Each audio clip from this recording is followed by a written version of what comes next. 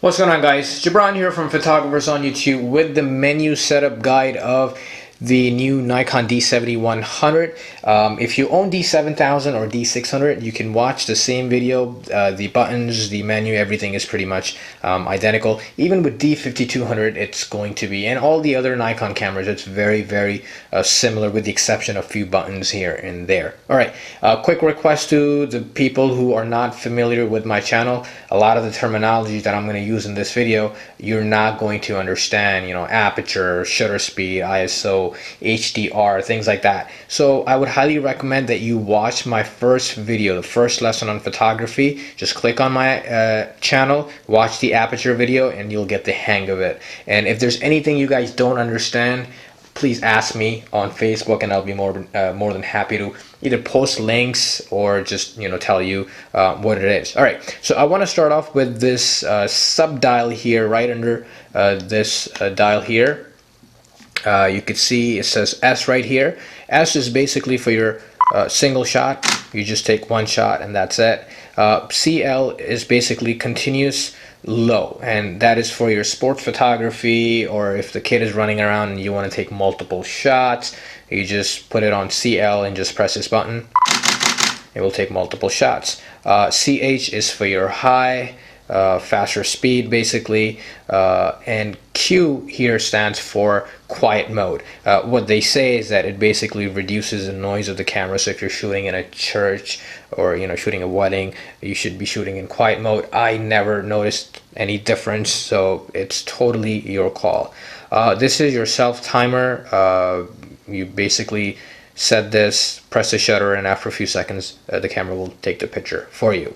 M up basically stands for mirror up, and what that means is that, here I'll show you, it reduces the vibration in your camera. So if you want to take absolutely tack shot pictures of whatever, macro photography or anything you're doing, when you set it on M up, press, the mirror will basically open up, and the camera will take the picture after you press the button. So what it does is that it reduces the camera shake of the mirror going up. So if I press the shutter now, it will take the picture. Boom. So that's what it was for. By the way, in the screen, if I show plates, everything is going to be black because there's nothing in front of me that I'm actually photographing. Alright, so let's start off with some basic functions of the camera. This is your autofocus and manual setting. If you are going to manually focus the lens, make sure you set it to manual for your macro photography, or whatever you want to photograph manually. Set it to auto. Most pictures are taken on AF mode. In the middle, there's a button right here. If you press this button, this basically allows you to change your focusing points. Hopefully you can see this. AFS, autofocus single, autofocus continuous, that's when the kids are running or you're doing sports photography, and autofocus auto. You don't want to use autofocus auto.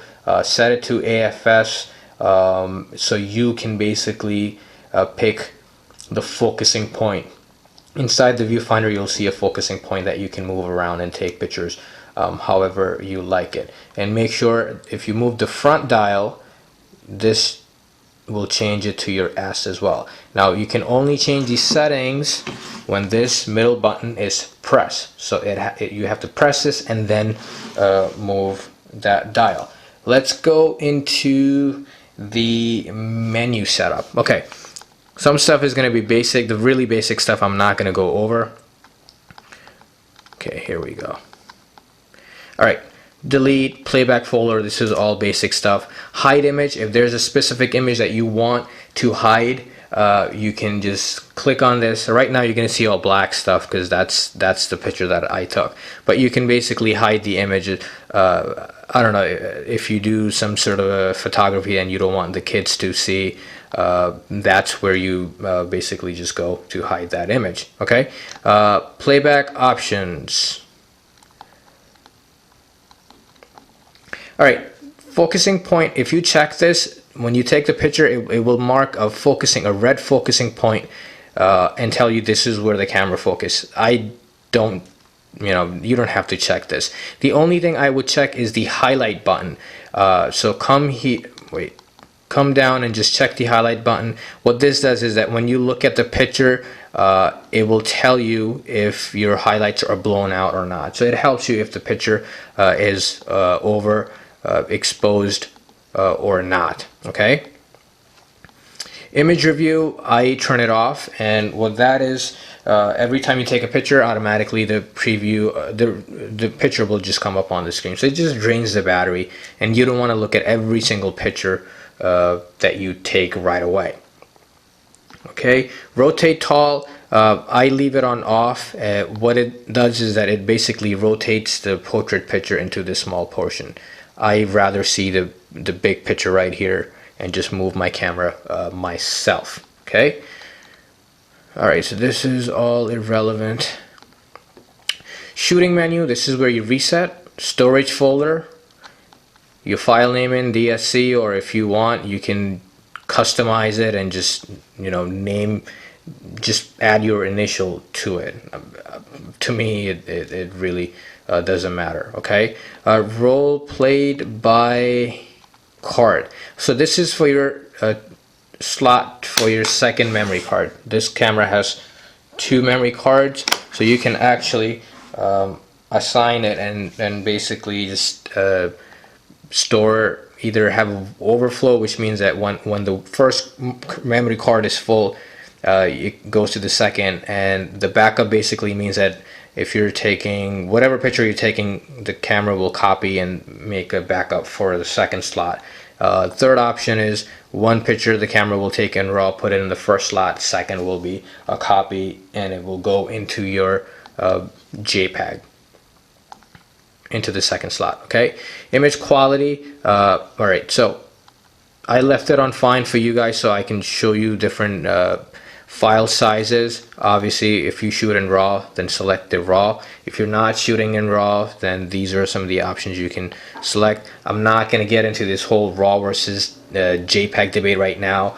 I'm probably going to end up making a video on it. Okay, so let's just choose fine for now so we can see the other option, which is the image size. If you want medium quality, it's going to take 13.5 megapixel. If you want small quality, it will take 6 megapixels. So it's totally up to you depending on how much storage space you have available. All right, image area.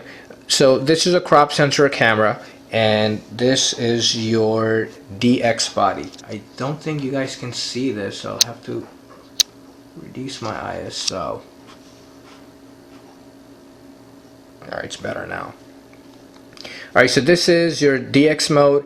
In this, what the camera does is that it will further magnify your picture. So for your wildlife photography, you know, photographing birds or anything like that, you can select 1.3 crop, and it will further give you that extra magnification. Okay. JPEG compression, I would leave it on optimal quality. Size priority means that the camera will basically make the file size of all the pictures about the same. So if the camera compresses it to 10 megabyte, all the pictures are going to be very close to 10 megabytes. So if there's more data in some of the other pictures, like 13 megabyte or 15 or 24 megabyte, it will basically compress it to 10. So you're going to lose some quality there. So for the best quality, you want to check the optimal quality where there's no file compression for all the other pictures. If you're shooting in RAW, then obviously this is for your RAW. Leave it on 14 instead of 12. This will give you the maximum quality. White balance, I leave it on auto. Reason why is because, you know, auto is very accurate for the most part, and even if you need to change this, you can do that in one click in post-processing. Set picture control, leave it on standard. I work on all the pictures in post-processing, so to me none of this really matters. I wouldn't want to make my pictures vivid, right off the bat. So if you're not doing any editing, and you shouldn't be doing that, but if you are, then just play with it and see whichever you like the best. Okay, color space, leave it as sRGB. Active delighting, so I do my editing, so I can recover details in my shadows and highlights. Those of you who don't do that, then you can leave the active delighting on auto. So what this does is that when you take a picture, it will basically give you more details in your darker area, which is your shadows, and your brighter area, which is your highlight. So you can set this on auto if you're not fixing that in post-processing. High dynamic range is for your HDR photography. What it does is camera will, if you turn this on, the camera will take multiple shots for you and it will combine it. It will take one regular exposed shot, it will take and then overexposed shots or underexposed shot, and then basically combine it and make one picture. So I'm going to do a tutorial on HDR photography, so stay tuned for that. Auto distortion control, I would leave it off. Leave it on if you're doing a lot of landscape, a lot of wide angle stuff where there's a lot of distortion in your picture. Now I can fix distortion in post-processing and editing using Lightroom in one click, so I leave it on. But if you're not doing that, then perhaps this would be a little helpful for you. Long exposure NR. NR stands for noise reduction. So this, right now it's off because I'm not doing any long exposure, but if I were photographing at night and I was doing really long exposure, 10 minutes, even 5 minutes is considered long exposure. For example, you're photographing star trails, that could be 30-minute exposure, 40-minute exposure, or you're doing in bits, like you're doing a 10-minute exposure, then another 10-minute, then another, and you're just combining them. So that's where it's going to help you. Make sure you turn this long exposure NR to on. Just keep in mind that after you take a picture, if it's a 5-minute exposure, the camera will take about 5 minutes to process your picture. So your screen will go all black. Don't think that your camera died or anything like that. That just means that the camera is working. The long exposure NR is basically working on your picture to reduce the noise. High ISO noise reduction, I leave it on off. If there's insane amount of noise in my picture, I would rather fix that myself in post processing, because in portraits, when you do that, or in any picture, it basically reduces the sharpness. So I want to have a little control over how much sharpness I want to lose. Okay, so you guys, if you're not fixing your pictures, maybe you could turn it on. You may compromise on the sharpness of the picture because of that. Okay, ISO sensitivity setting, you really are not going to go into this to change that, because there's a button right here to change your ISO. So if you press this button, now you can go into the menu and change your ISO. But honestly, why would you do that if you can just come here, press this ISO button, and you can see right here I can change my ISO. It's without going into the whole menu. Alright, this is good. Remote control mode, this is for your, if you have a wireless remote. I don't have it, so it's on off, but you can basically tell the remote to have a 2-second delay to take a picture, or you could just take the picture right away. Okay, and you can also use the mirror up option that I showed you initially with the remote as well. Okay, multiple exposure, this basically means the camera will take multiple shots. Okay, I don't know if anyone does that, but you have an option if you want to do that. Interval timer shooting, that's for your time lapse. You can basically tell the camera, take a picture at every minute or every 20 seconds or whatever. This basically just allows you to make time lapse video. Okay. All right. So going back to, hold on, I know I missed something. Movie settings. All right, movie settings. This is where you're going to see if you want to shoot in 1080p, 720, 60 frames, or whatever movie setting you want to choose. This is where you're actually going to do that. Okay, so movie quality, leave it on high. If storage is an issue, then obviously you go with your normal. Microphone settings, you can either leave it on auto, which is right here, or you can just go and manually set the sensitivity of the mic. Destination, this is, you know, where you want the movie to store, which is, it's assigned to slot 1 right now. Okay. Next thing is your custom setting menus. Autofocus. Okay, AFC and AFS, I would leave it on focus priority mode. There are 2 modes, release and focus. In focus, the camera basically focuses before it takes the picture. In release mode, the camera will take the picture, you know, as soon as you press the shutter release button, which means that sometimes the lens is able to focus on time and sometimes it's not. So if it's not able to focus on time, the camera will still take the picture anyway. Focus tracking, this is for your sports stuff or your photographing, maybe, I don't know, wildlife running or something like that. Leave it on normal, and as you're doing it, then you can just fine tune it to your you know, liking.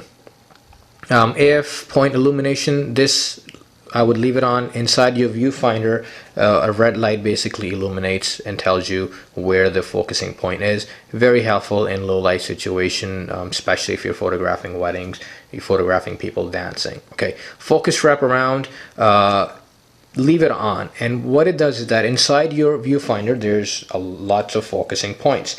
So if you are on this end of it, and if you have focusing wraparound, when you go further right, the focus point will come to the left, right here. Okay, it's kind of like Pac-Man. Pac-Man goes from this side and it comes out of this side.